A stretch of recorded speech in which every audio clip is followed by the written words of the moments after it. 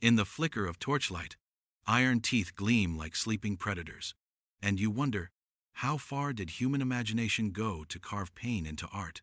You step into the corridor of an abandoned fortress, its stone walls slick with centuries of damp, and your breath seems too loud in the weighty silence. Somewhere, water drips with maddening regularity, a sound as patient as time itself.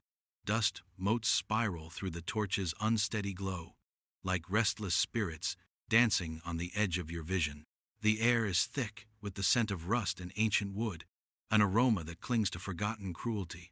You can almost hear the faint scrape of metal, the echo of a chain dragged across stone, though no one walks here now. They say these devices were not only tools, they were warnings, crafted by hands convinced that fear could sculpt obedience more effectively than mercy. Imagine a council of robed figures, gathered by candlelight, their faces shadowed, debating which mechanism could instill the deepest dread without a single blow. Imagine a village child, glimpsing a cart rolling toward the castle gates, its cargo veiled in canvas, its contents a whisper shared in hushed voices, a chair of spikes, a mask of shame, a wheel that turned not for work, but for ruin. These were not objects merely left to rot, they were legends, their reputations as sharp as their edges. Even now, as you tread softly on cracked flagstones, your mind supplies distant wails that history has long since silenced. Perhaps it is only your imagination, but the air feels colder near the old rack leaning in the corner, its ropes frayed yet somehow menacing. Medieval torture devices were more than instruments. They were theatrical performances of power, a gruesome artistry that elevated fear into a spectacle for both crowd and captive. They whispered promises of agony in languages that needed no translation. Tonight, we will walk among these artifacts of terror, peeling back centuries to glimpse the dark ingenuity of a world both alien and familiar. As you linger in the shadows, consider this unsettling truth. The same hands that carved angels in cathedral stone also forged claws of iron meant to rend flesh and spirit. Listen closely, the steel is whispering still, its secrets coiled in every silent corridor and every forgotten chamber, daring you to follow deeper into the labyrinth of history's darkest corners. Step quietly into the cobbled streets of a medieval market square at dawn, where frost clings to timber beams and the air carries the mingled scents of bread, livestock, and burning pitch, and you will feel the heartbeat of a world ruled by faith, superstition, and fragile power. In this world, punishment was not just a response to crime, it was a ritual, a public scripture written in fear. Imagine a frightened farmer clutching a wooden cross as the town crier announces new decrees from a distant king, laws forged not in reason, but in the constant dread of rebellion, heresy, or famine. The village gathers because justice, like worship, was performed in the open, and every sentence delivered was a lesson etched in flesh and memory. Across Europe, fragile kingdoms and city-states jostled for dominance, their rulers desperate to hold the seams of their realms against the chaos of invasion, plague, and rebellion. And in that desperation, they learned that terror could be a mortar stronger than stone. The church's shadow stretched long across every village and castle hall, its sermons weaving divine authority with civic order, declaring that to disobey the king was to defy God, and that the breaking of bodies could save eternal souls. Picture a young monk illuminating a manuscript in a cold scriptorium, pausing as distant shouts echo from the square, a thief perhaps, or a dissenter knowing that the agony inflicted outside was framed as mercy within these holy walls.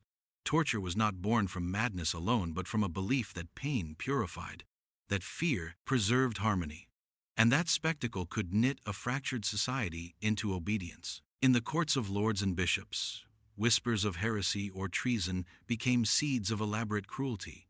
Rulers wielded dread as both sword and sermon, turning punishment into theater, a choreography meant to freeze the blood of all who watched. Even simple punishments, the stocks or a whipping post, were imbued with symbolism, a reminder that community survival outweighed individual comfort, and that humiliation was a sacred deterrent. The peasants watching might clutch their children tighter, silently praying that obedience would shield them from the same fate. The roots of medieval punishment were tangled in the soil of fear, faith, and fragile authority, their tendrils creeping into every home and heart, ensuring that even in moments of peace, the possibility of the dungeon or the stake lingered like a ghost at the feast. Step back from the square now and listen. The echoes of those proclamations still cling to the stones, whispering of a time when suffering was considered salvation, and the line between sacred duty and monstrous cruelty blurred beneath the weight of survival.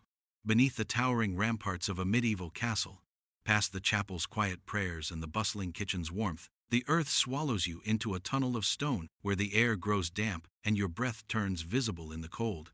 And here the dungeon waits a stage where shadows and screams once performed for power's sake.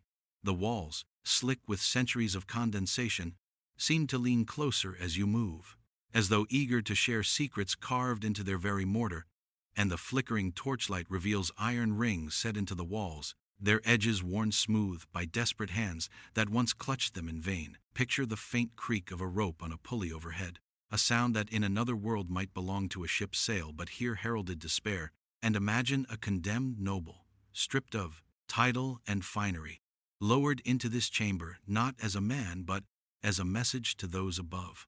The dungeon was not merely a cell but a theater of intimidation, designed so that even the silence between cries could unsettle the stoutest heart, for terror thrived in anticipation more than in agony itself. Above, feasts continued, goblets clinked, and lords pretended not to hear the faint echoes carried upward through cracks in the floor. Yet those echoes worked like invisible chains binding the realm together through fear. The stones themselves bore witness to whispered confessions, coerced secrets, and the groan of wood and iron as devices shifted beneath suffering weight, each performance carefully orchestrated to leave an imprint on all who heard about it. In this darkness, the line between justice and cruelty dissolved, replaced by spectacle, a carefully staged reminder that authority could reach even into the deepest earth. The torchlight dances across an ancient rack in the corner, its once taut ropes now frayed, and for a heartbeat you swear you see it move, as though memory itself flexes its limbs. Here, the dungeon master was not only a keeper of keys, but a conductor of dread, arranging sights and sounds to break resolve before a single lash fell.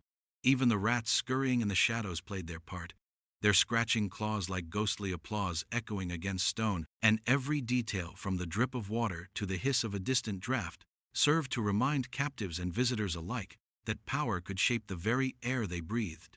Stepping back, you can almost feel the weight of countless eyes that once watched these performances, their horror passing from generation to generation until even today, standing in this darkened corridor, you cannot shake the sensation that you, too, are part of the audience for history's cruel play. In the pale morning light of a forgotten village square, where the air tastes of frost and wood smoke, you notice the quiet instruments that spoke louder than screams ever could, iron collars resting on a wooden post, stocks leaning against a crumbling wall, and pillories standing like mute sentinels, their worn edges polished smooth by countless trembling necks and wrists. These were the tools of silent threat, meant not to draw blood but to bend the will, and they worked their cruel magic not through violence but through humiliation and fear. Picture a miller's wife clutching her shawl tighter as she passes the stocks, remembering how her neighbor once stood there for gossiping too boldly about the Lord's steward, her face red with shame as children jeered and merchants spat at her feet. The pillory's hollow openings, carved for head and hands, became symbols etched in the minds of every villager, warnings that missteps could strip dignity faster than any blade could cut flesh. Even the simplest iron collar, locked around a neck and chained to a post, transformed bustling streets into cages of the mind, its cold weight reminding everyone that freedom was as fragile as a rumor. And while no bones were broken here, reputations shattered, livelihoods crumbled, and spirits bowed under the weight of public scorn. These devices, deceptively plain, carried an authority that could outlast any sword's edge, for they did not simply punish, they displayed. Merchants paused their trades to watch. Children memorized the sight as though studying scripture, and lords ensured their presence was known not through speeches, but through the quiet cruelty of these props waiting patiently for their next lesson. Consider the brank, a grotesque metal mask, shaped to muffle speech and brand its wearer as a liar or a scold, its steel tongue pressing against lips to silence defiance without spilling blood, a device that turned silence into an unspoken scream. Or the kangyu, heavy wooden boards clamped around a prisoner's neck and shoulders, forcing awkward movement and inviting ridicule, a traveling stage upon which the condemned performed their shame for all to see. The genius of these instruments lay in their restraint, for no splattered stone or anguished cry was needed to spread their message, only the slow-burning terror of imagining yourself in their place. As you run your fingers across the weathered wood of a pillory in a modern museum, you can almost hear the ghosts of jeering crowds and sobbing voices, feel the sting of a winter wind on a tear-streaked face, and understand how the threat of public disgrace once controlled entire communities more effectively than swords or dungeons. Even now, centuries removed, these silent instruments whisper across time, a reminder that the sharpest blade is often the one unseen, and the cruelest cut is the wound to pride. In the half-light of a dimly lit chamber, dust swirling like restless spirits, a towering coffin-shaped silhouette waits against the stone wall, the Iron Maiden, a name whispered in shuddered tones and etched into the world's collective imagination as the queen of medieval cruelty. Her wooden frame clad in cold iron, her spiked interior glinting faintly like frozen stars, she looms with a silent promise of horror. Yet her story is a paradox of legend and truth, a tapestry woven from fragments of fact, propaganda, and fear. Step closer, and you can almost hear the breath of the centuries, scribes retelling her as a monstrous invention of medieval sadists, collectors in later centuries parading her as proof of Europe's barbarism, and villagers long ago speaking of her with the same reverence reserved for curses. The allure lies in her theatrical perfection. Two imposing doors closing with a groan of metal, the imagined gasp of a victim enveloped by darkness, and the eerie notion that death itself could be delivered with such ritualistic grace. But historians murmur a different tale, that many Iron Maidens displayed today are 18th or 19th century fabrications, assembled from earlier artifacts to satisfy a growing hunger for Gothic horror, their spikes adjusted to imply impossible cruelty. Even so, their mythic power overshadows the question of authenticity, for in the human mind, symbols often cut deeper than truth. Imagine a medieval marketplace where rumors of the maiden spread faster than plague. Even if none had truly seen her, merchants warning their apprentices to stay obedient, mothers invoking her name to quiet unruly children, and lords perhaps exaggerating her menace to tighten their grip on restless peasants. The maiden's myth became a performance across generations, a ghost that never needed flesh to frighten. And even now she draws museum crowds who lean in close, hearts thudding, as if the faint scrape of her hinges might suddenly echo through the gallery. Her presence reminds us how power often thrives on spectacle, how fear can be sculpted as carefully as any cathedral arch, and how the line between history and legend blurs when we long for stories that chill our blood under the torchlight's flicker. You realize that whether she was ever truly used or not, the Iron Maiden has already done her work, not on the bodies of the condemned, but on the imaginations of all who believe. She waited patiently in some shadowed dungeon, whispering promises of agony through the ages. Even now, as you step back from her silent form, the air feels heavier, as though she has shared a secret with you, a reminder that myths can be sharper than any blade. Subscribe to our channel for more chilling medieval history, haunting torture device secrets, and eerie forgotten legends. Step deeper into the shadows of the past. On a bleak hillside where the wind howls like a chorus of lost souls, the breaking wheel stood waiting, its broad wooden rim glistening with frost beneath a gray medieval sky, a monstrous symbol of punishment that turned flesh into warnings for all who dared to defy authority. Villagers gathered at dawn, their breath clouding the bitter air, children clutching their mothers' skirts, the smell of damp earth mixing with the acrid smoke of torches. For the wheel was not hidden in shadowed dungeons but displayed beneath heaven's indifferent gaze, a reminder that no sin or crime could outrun power's reach. Picture a condemned thief or rebel, wrists bound, eyes wide with terror, as the executioner approached a man, not merely wielding a hammer, but conducting a grim ceremony meant to echo through generations. With calculated strikes, bones were shattered, limbs threaded through the spokes like grotesque vines, and the broken body was lashed to the wheel and hoisted high upon a post, turning the condemned into a living or dying sculpture of obedience. The wind carried moans across the fields, a ghastly hymn that farmers would hear as they plowed distant furrows. ensuring the memory of rebellion's price remained fresh in every heart. Yet, even as the wheel turned cruelty into theater, it also revealed a chilling aspect of medieval justice. Its reliance on spectacle as social glue, its insistence that the sight of suffering could preserve order more securely than walls or treaties. Travelers passing by on lonely roads would avert their eyes, whispering prayers or clutching talismans, believing that the wheel's grim cargo might invite curses if looked upon too long. And thus the wheel's power extended far beyond its immediate victims, seeping into dreams and superstitions.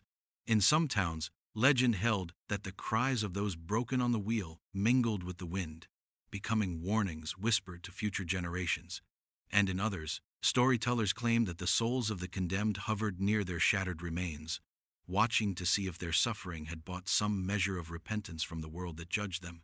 Today, a few weathered wheels survive in museums or folk tales, their spokes splintered, their history debated, yet their symbolic weight remains immense, reminding us how fear was engineered as carefully as cathedrals were built. Stand before a relic of such a wheel, and you can almost feel the cold wind on your cheeks, smell the torch's smoke, and hear the hush of a gathered crowd trembling beneath a steel-gray sky, as though the centuries themselves still carry the echo of bones breaking and the murmur of prayers whispered too late. In a cramped stone chamber where the torches sputter against damp walls and the air smells faintly of old iron and mildew, a row of grotesque metal masks waits on a rotting wooden bench, their hollow eyes gleaming like watchful phantoms. These are the branks and choking masks, devices of humiliation and quiet terror, forged not for bloodletting but for silencing, for transforming words into whispers swallowed by steel. Imagine a narrow street in a medieval town, the echo of hooves on cobblestones. When a woman accused of scolding or slander is dragged before her neighbors, her cries sharp but desperate, until the mask is clamped over her face and her voice vanishes beneath a cruelly shaped tongue plate pressing against her mouth. The crowd, both horrified and enthralled, watches her stumble, her breath shallow, her cheeks reddening as humiliation sears deeper than any blade could cut. For the authorities, these devices were masterpieces of control. No blood spilled, no martyrs created, only the slow suffocation of pride and the public spectacle of shame. Some branks bore animalistic features, snouts like pigs or long-pointed noses, turning the condemned into caricatures of their alleged sins, a twisted theater where laughter mingled with pity and pity mingled with fear. Even the sound of breathing through such a mask could unnerve onlookers, a hollow rasp that reminded every listening ear that rebellion or indiscretion could be crushed without a single scream. In some towns, offenders were chained to posts in busy squares, their masked faces forced to meet the eyes of passing merchants, children, and priests. The silent threat echoing louder than sermons. Behave, or you too will taste iron and ridicule. Whispers of these punishments traveled like wildfire, and soon the mere mention of the brank was enough to still a drunken argument or hush a dangerous rumor, proving that sometimes silence is enforced not through violence but through the anticipation of shame. Even today, preserved examples of these masks sit behind glass in museums, their edges dulled by time but their presence undiminished. You lean close to study the rivets and warped steel, and in the reflection of the glass, you almost imagine the ghost of a tear-streaked face staring back, a reminder of the countless lives bent under the weight of enforced quiet. They are relics of a society that understood the terrifying power of public scorn and the simple genius of turning breath itself into a weapon against defiance. As the torchlight flickers and the mask's shadows dance across the walls, it's easy to hear the muffled whispers of the past, voices pressed beneath cold iron, warning you that silence has always been one of history's sharpest tools. In the echoing stillness of a damp stone cellar, where droplets fall from the ceiling with a rhythm as patient as eternity, water ceases to be a gentle gift of life and becomes an accomplice to terror, its soft, persistent sound transformed into a promise of despair. Imagine a hooded captive, wrists bound above their head, standing barefoot on icy flagstones, while a single droplet taps their forehead, again and again, until time unravels and reason frays. The villagers above may be unaware, their own wells brimming with the same clear liquid, now turned sinister below, Yet whispers of its use ripple through tavern tales and hushed warnings. The inquisitors do not always need iron to break a soul, only patience and water's quiet cruelty. In other chambers, the technique shifts buckets poured in sudden torrents across a bound body, the shock of cold stealing breath, or a cloth soaked and pressed over a mouth and nose, each breath becoming a gamble between survival and drowning, the mind's panic amplifying every second into an eternity. Outside the castle walls, rain lashes the shutters of homes, and children trace streams of water along wooden tables, never suspecting that the same element that nourishes fields and quenches thirst has been weaponized into a slow symphony of dread beneath their feet. Even the condemned understand its poetic irony, that something so pure, so essential to life, can be twisted into a tool of fear more potent than fire or steel. Accounts from medieval chronicles whisper of prisoners who confessed to impossible crimes after hours beneath the drip, their sanity dissolved like ink in a flooded scriptorium, their names forgotten but their terror immortalized in rumor. Water torture was not about spectacle but about invisibility, no blood to wash away, no public to witness, only the unseen breaking of spirit behind closed doors, where the steady drip or sudden surge turned a human mind into a trembling reed before a storm. Centuries later, travelers stepping into ruined fortresses still pause at the sight of a narrow channel carved in stone, imagining it once guided water for purposes far darker than cleansing or nourishment. In modern museums, a simple bucket beside a replica rack may seem harmless, yet knowing its history makes the room feel colder, as though the air itself remembers those who gasped for breath in shadowed vaults. The lesson endures. Terror does not always roar, it sometimes drips, quiet and relentless, carving deep grooves into memory and time. As you leave the imagined cellar, the sound of a distant faucet or a roof's leak seems changed, echoing with the soft, unending rhythm of fear that once defined medieval power. In the flickering candlelight of a cloistered chamber, where stone arches loom like silent judges and the faint scent of incense mingles uneasily with the sharp tang of iron, the tools of the Inquisition wait in ominous repose, racks stretched taut like giant wooden skeletons, ropes coiled like serpents beside pulley systems, and iron clamps resting as if in prayer, their cold surfaces polished by the trembling hands of those forced to use them. Imagine a hooded inquisitor stepping forward, his shadow elongating across the wall, his voice soft yet unyielding, as he intones that these methods are meant to save souls rather than break bodies, a paradox that cloaks cruelty in righteousness. Outside, a bell tolls, calling villagers to vespers, but within these walls, the faith that comforts them is also a blade honed to carve obedience. The accused heretics, dissenters, or simply the unlucky are led to these chambers, their knees buckling as they glimpse the rack's cruel geometry or the strappato's dangling ropes, and in their widening eyes the inquisitors see not defiance but the first flickers of submission. The strappato, deceptively simple, lifts a prisoner by the wrists bound behind their back, dislocating shoulders in agonizing silence, while the rack stretches limbs slowly, a creeping agony that teases confessions like fruit from a branch. Pulleys creak softly, the sound almost tender, and somewhere in a distant chapel, a hymn rises, its gentle melody a chilling counterpoint to the groans echoing through stone corridors. Even those who never stepped foot inside these chambers felt their reach the whispered tales in marketplaces, the sudden hush when a name was spoken too loudly, the chilling realization that faith and fear had become indistinguishable. For the Church, the Inquisition's devices were instruments not of sadism but of order, meant to root out heresy that threatened the fragile unity of Christendom. Yet to the condemned they were gates to an abyss, where pain dissolved truth and confession became a desperate bargain for mercy. Picture a scribe in a nearby monastery, quill hovering above parchment as a muffled cry slips through the walls. He hesitates, ink pooling on the page, and silently prays that recording history will absolve him of witnessing it. Centuries later, tourists walking through preserved inquisitorial chambers feel a prickle down their spines, their laughter softening as they pass beneath the same arches, sensing that the air remembers every whispered plea.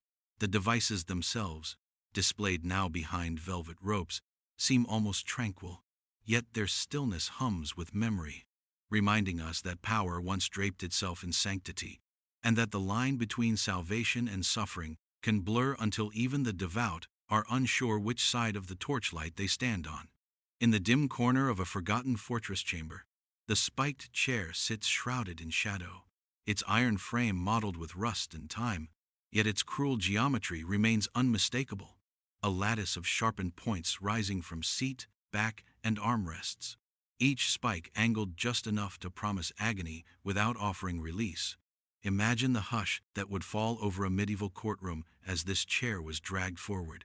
The scrape of its legs on stone, a sound that gnawed at the nerves of every onlooker, for the punishment it promised was not swift but deliberate, a slow-burning terror meant to break resolve long before flesh.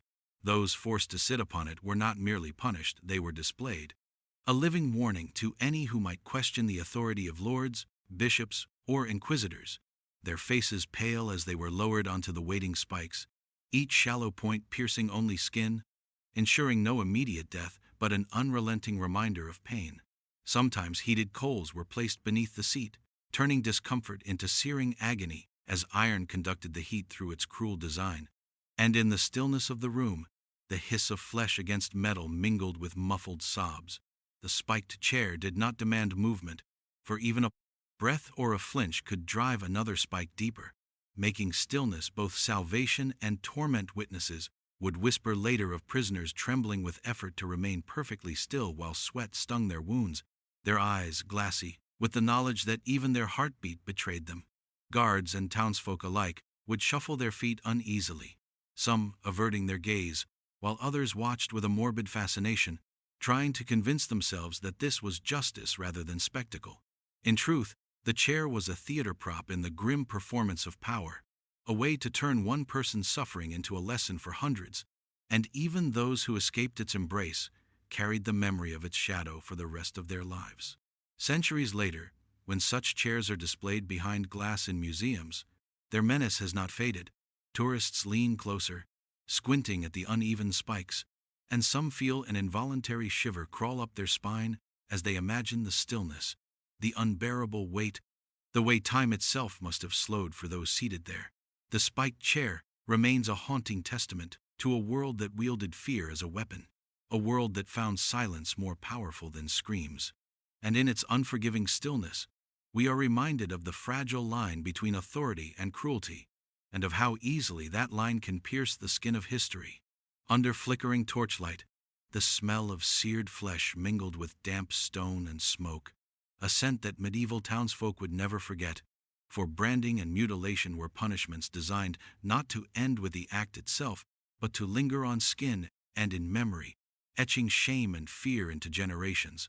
Imagine the square filled with murmuring villagers, their breath clouding in the chill air, as a condemned thief was dragged forward, bound hands trembling against the rough rope. The blacksmith's iron rod already glowing an angry orange in the forge. Beside him, the hiss as metal met flesh would slice through, the crowd's whispers like a blade, and the branded letter, symbol, or crest would forever mark its bearer as criminal, heretic, or traitor. Mutilation took the message even further. A cut tongue for blasphemy, a severed ear for theft, a nose removed to warn others of betrayal. Each cruel incision a story told on the body, a living record of transgression that no words could refute. For rulers and inquisitors, such marks were efficient tools of control, saving the cost of prisons and making punishment mobile, carried on the victim's very skin as they walked among the community, silent billboards of fear and obedience. Yet beneath the horror, there was a twisted intimacy to these acts. For the branded and mutilated were not erased but reshaped, forced to bear their identity anew beneath the weight of shame. And sometimes, in whispered corners of taverns or in the hush of a candlelit home, these scars became symbols of resistance, proof that one had survived the machinery of power. Historians tell of merchants branded for unjust taxes who later wore their scars as badges of honor, or of rebels whose mutilated hands became emblems in songs that mocked the lords who tried to silence them. But for many, the marks were unbearable, a constant reminder that the body was not their own, that in the medieval world, flesh was a canvas on which authority painted its warnings. Even today, When we stand in front of preserved branding irons in museums, or read the faded records of such sentences, the idea burns fresh in our minds. To be forever marked, to be reminded with every glance in a mirror of one's humiliation, is a punishment that outlasts pain and even time itself. The echo of those sizzling irons and the whispered horror of those watching crowds still ripple through history, telling us that control was not always about killing, it was about marking, about ensuring that even survival bore the signature of fear. In the hushed corridors of medieval dread, few devices conjure a chill quite like the pear of anguish, a deceptively elegant object whose cruel purpose unfolded like a dark flower.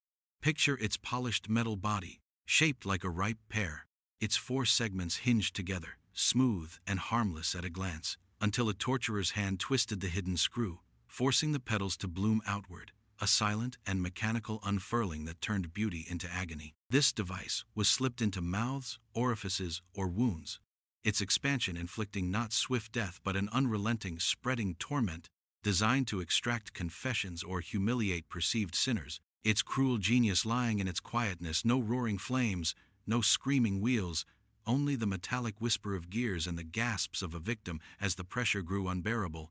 In candlelit chambers, inquisitors would gather around their chosen subject, their faces half lit by flickering flames, the pear gleaming in their hands like a sacred relic of suffering, and they would speak in calm voices, as though this act were sanctioned by heaven itself, their words dripping with righteousness even as they turned the screw. For those forced to endure its bloom, there was no audience of roaring crowds, only the intimate horror of a small room, the sound of one's own pulse pounding in the ears, and the knowledge that pain could flower silently, invisibly, with a mechanic's precision. Whispered legends suggest that sometimes the device was used not just for punishment but for twisted amusement, slipped into the mouths of those accused of blasphemy, heresy, or betrayal, their muffled cries echoing off cold stone as the petals widened further, pressing nerves and bone until silence replaced sound.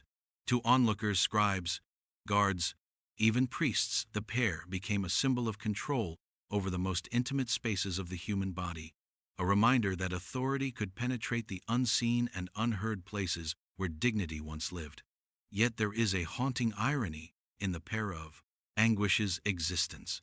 Unlike grandiose tools such as the breaking wheel or the gallows, this device left few marks on history's stage, its traces scattered in folklore, a handful of museum pieces, and the uneasy suspicion that some stories may have been exaggerated or even invented to magnify the Church's power or its critics' condemnation.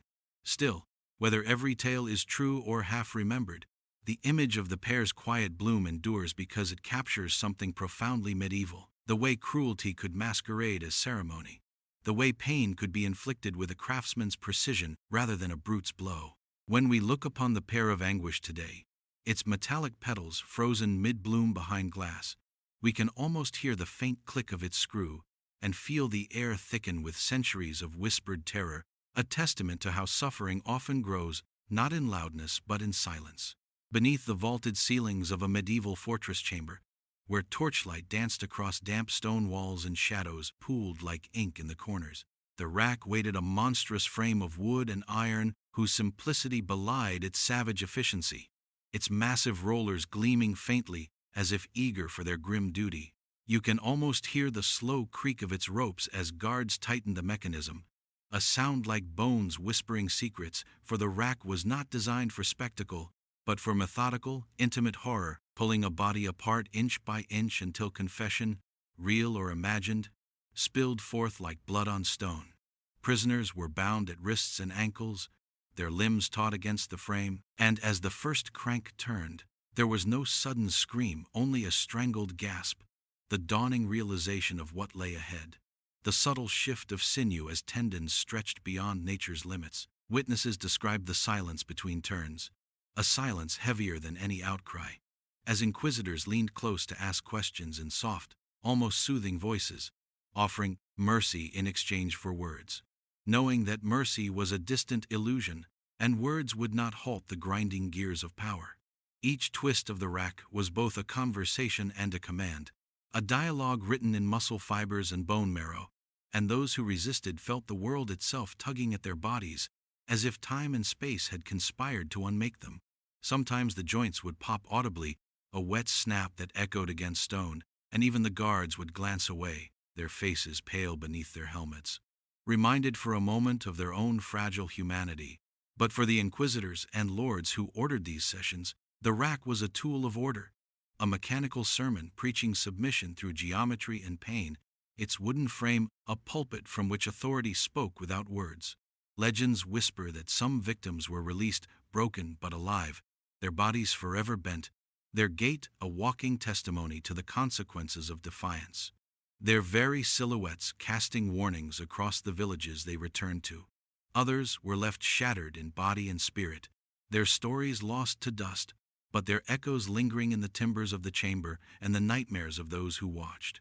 Even centuries later, when museum visitors stare at replicas of the rack, many recoil instinctively, their shoulders tightening, as if the ancient rope still held some residual tension, as if the air around it remembers every turn of its wheels.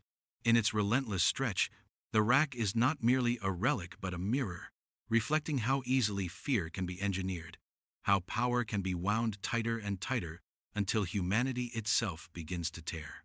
In the narrow alleys of medieval towns, where gossip traveled faster than carts on cobblestones, the scold's bridle, also called the brank, emerged as a grotesque symbol of control, a punishment not for theft or treason but for words themselves, for the sharp-tongued woman who mocked authority, for the outspoken dissenter whose voice threatened the fragile egos of lords and magistrates.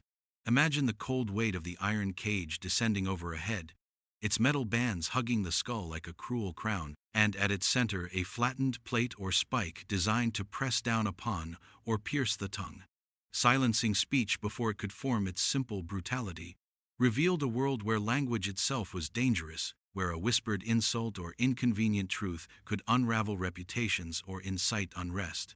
Villagers would be summoned to witness the fitting of the bridle, their chatter falling to uneasy quiet as the condemned, often a woman accused of scolding her husband or questioning a priest, was led forward in chains, the bridle glinting in the afternoon sun like a beast ready to devour.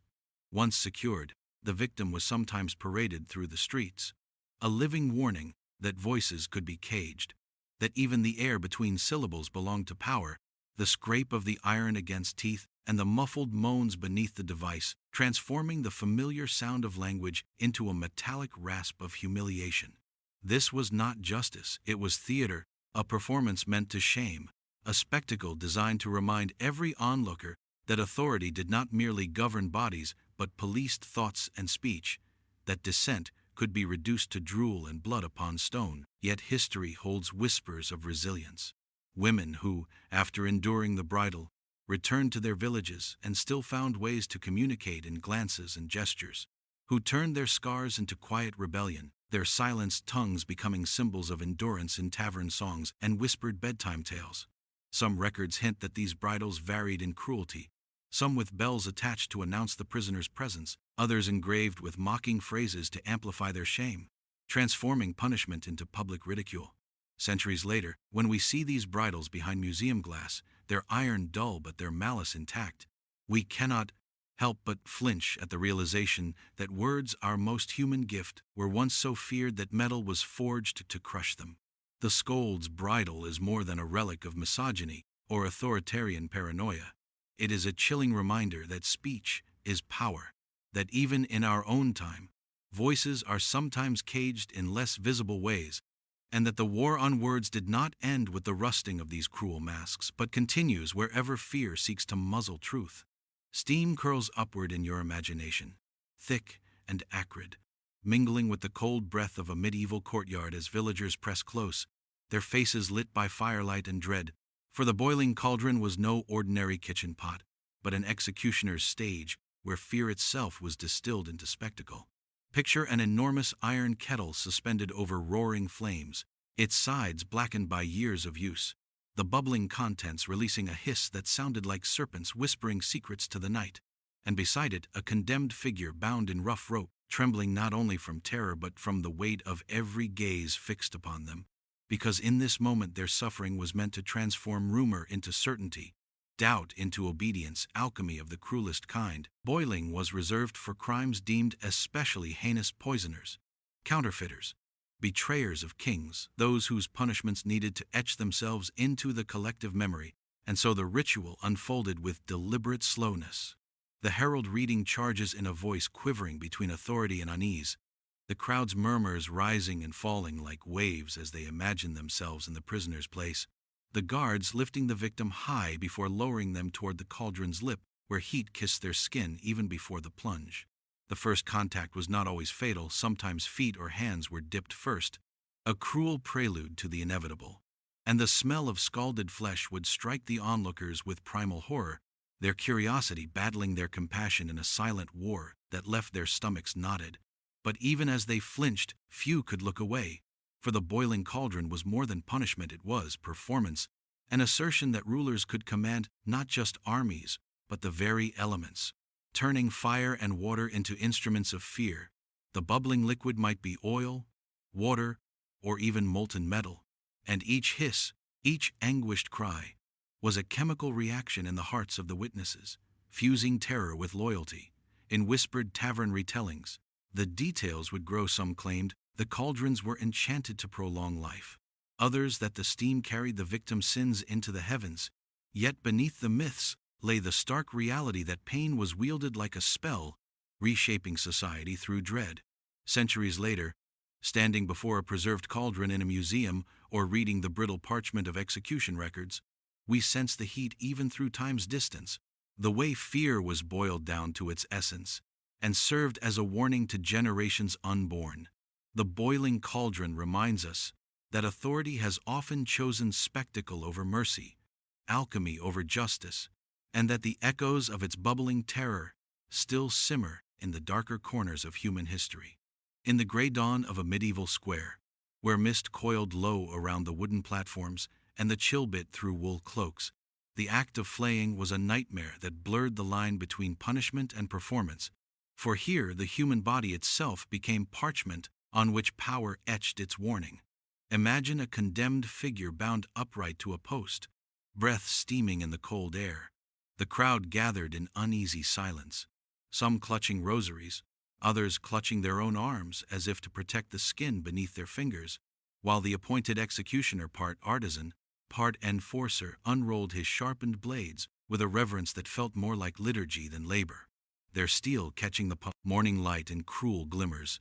Flaying was not a swift execution but a deliberate unmaking, a slow unveiling of muscle and sinew meant to terrify all who watched, and every careful slice spoke a language of authority. This is what happens to traitors, to oath-breakers, to those who defy the will of lords or kings. Records whisper that sometimes the flayed skin was displayed afterward, nailed to the gates of a city or draped over a wall, its ghastly presence a message that could not be erased with words or forgotten with time, its pale folds stiffening in the wind like a banner no army dared to challenge. To the condemned, the pain was unimaginable. But there was also the crushing knowledge that their suffering was not private, that even in their final moments, their body was transformed into a spectacle of fear, a tool to mold the minds of their neighbors, their children, their kin. Some accounts suggest that priests stood nearby, reciting prayers meant to soothe the onlookers more than the victim, as though sanctifying the horror could justify it. And villagers would murmur that the flayed man's spirit haunted the place of his death, a restless echo reminding them of both his defiance and his fate. Yet, history also records whispers of resistance. Rebels who walked knowingly to the flayer's post, refusing to cry out, their silence a final act of defiance that unsettled even the hardest hearts in the crowd, proving that flesh could be stripped but dignity could not always be conquered. Today, when historians trace the faded ink of chronicles or gaze upon medieval illustrations depicting these scenes, the brutality still cuts across centuries, reminding us how fragile the boundary is between justice and cruelty, between authority's need for control and humanity's instinct for compassion. The image of skin fluttering on a city gate like a grim flag lingers, as proof that in the medieval world, punishment did not end with death. It lived on in memory, in rumor, in the wind that whispered over the walls, warning all who passed beneath it. Beneath the crumbling ramparts of forgotten castles, where moss crept like a slow heartbeat across stone, and the air hung heavy with centuries of damp, there lay the drowning pits dark, water-filled hollows carved deep into the earth, their surfaces smooth and unbroken like black mirrors waiting to swallow secrets. Imagine being led there in the dead of night, torches casting trembling halos of light on the wet walls, the echo of boots against stone growing fainter as guards withdrew, leaving only the low ripple of water and the pounding of your own pulse in your ears. Drowning pits were the silent executioners of the medieval world, favored for their discretion and efficiency, a punishment without spectacle, where noise was unnecessary and confession irrelevant. The weight of the water would extract its own truths. Some pits were concealed beneath trapdoors in castle courtyards, others carved beneath monasteries or dungeons, and to the townsfolk, their locations became whispered landmarks of terror. Do not linger near the old tower after sundown, for beneath it lies the pit where screams are swallowed. Those condemned to such a fate often faced the final moments alone, their only companions, the cold breath of the stones and the eerie stillness of water that seemed almost sentient in its patience. It is said that some victims sang hymns as they descended, their voices trembling like candle flames in a storm, while others met their end with silence, their lips pressed tight in a final act of defiance against a world that sought to erase them. For rulers, drowning pits offered a cruel elegance, no blood to stain the cobblestones, no body left to martyrdom, only absence. A void where a voice once spoke, a warning delivered without a trace. Villagers would gather in taverns, whispering stories of ghosts who drifted near the pits on moonlit nights, their gurgling cries rising with the mist, and children dared each other to approach the water's edge, to peer into its glassy surface and risk glimpsing a pale face staring back. The weight of silence was the pit's greatest weapon, for silence carries longer than screams, spreading unease through generations who would never see the act, but would feel its echo in their bones. Even now, when historians walk through ruined fortresses and stumble upon waterlogged hollows, they pause and listen, half expecting to hear the faint splash of a forgotten prisoner slipping beneath the surface.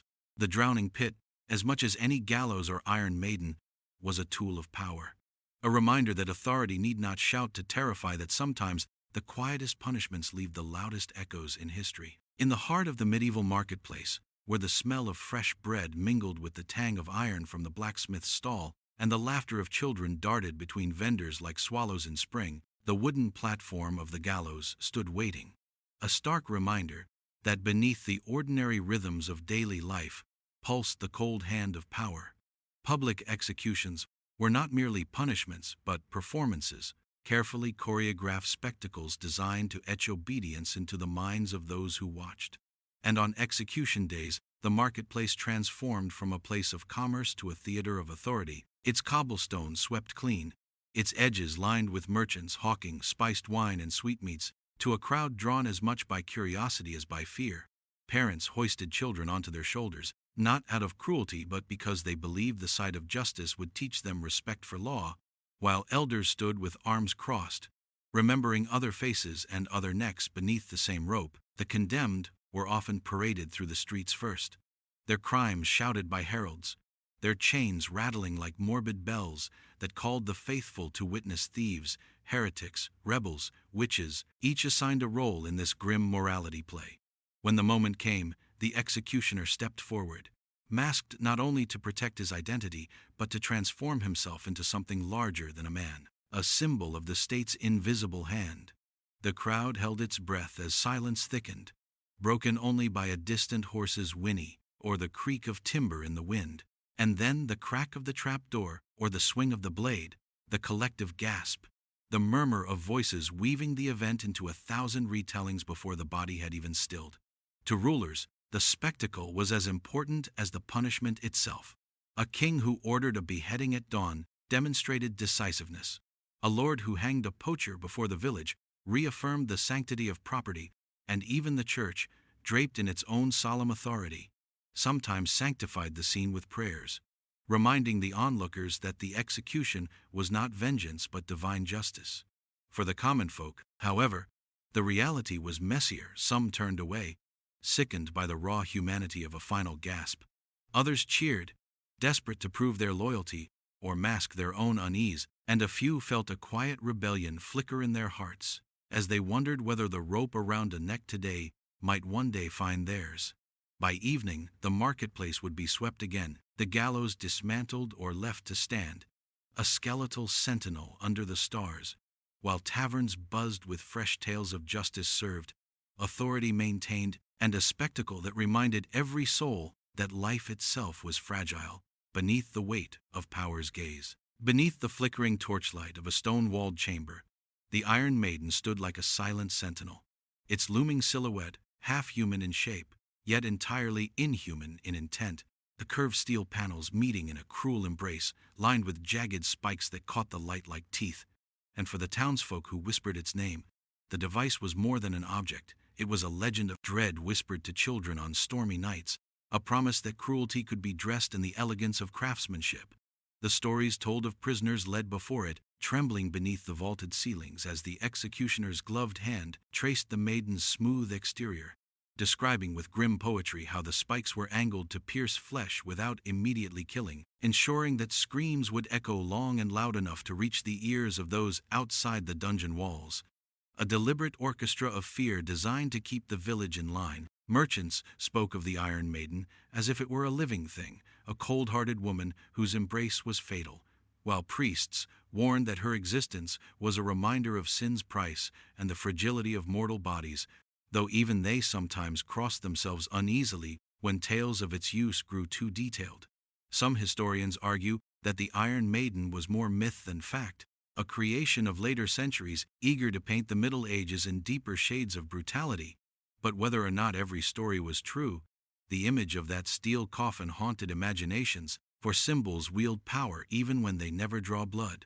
Imagine the flicker of a torch on the maiden's polished surface, the scrape of boots on stone as a prisoner was positioned within its hollow frame, the soft groan of hinges as the doors swung inward, every sound amplified by the damp chamber. Each breath of the condemned a small cloud against the chill air, every heartbeat a drumbeat of regret. The executioner would close the maiden slowly, not out of mercy, but to savor the psychological torment. The spikes pressing into flesh like the cold fingers of fate, drawing shallow wounds that bled without killing swiftly, ensuring that even the strongest resolve could dissolve into pleading whispers. Outside, the townsfolk would exchange glances over tankards of ale, telling and retelling the maiden's story until its edges blurred between truth and terror, each version growing sharper, darker, and yet always circling back to the same chilling lesson that power maintained itself not only through punishment, but through the promise of pain unspoken. And so the Iron Maiden, whether real or conjured, became the embodiment of authority's cruel imagination, her steel arms forever open in the minds of those who believed, a phantom of metal and myth whose shadow stretched far beyond the dungeon's walls. In the fading torchlight of history's corridors, where the echoes of chains and whispered confessions still seem to linger if you close your eyes, the legacy of medieval cruelty reveals itself not only in the rusted remains of devices and the yellowed pages of chronicles, but in the way those stories have shaped our collective imagination, reminding us that power and fear are ancient companions, and that beneath the vaulted arches of castles and cathedrals, humanity once believed suffering could secure order. The breaking wheels and spiked chairs, the drowning pits and choking masks, even the fabled Iron Maiden, whether fact or myth, stand as symbols of a time when public pain was theater and punishment, a performance staged for trembling onlookers, their hearts learning obedience through dread. And yet, within that darkness flicker sparks of resilience. The defiant prisoner who met the rack's relentless stretch with silence, the villagers who whispered warnings about the cruelty of their lords, the chroniclers who dared to record truth even when it was dangerous. Today, as tourists shuffle through old dungeons, tracing fingers over corroded hinges and staring into the hollow eyes of iron masks, there is a temptation to see the past as distant, to assure ourselves that humanity has outgrown such horrors, but the lessons carved into those stones caution otherwise, for cruelty wears many masks, and fear still serves authority. Only now, the methods are more subtle, hidden behind bureaucracy or technology.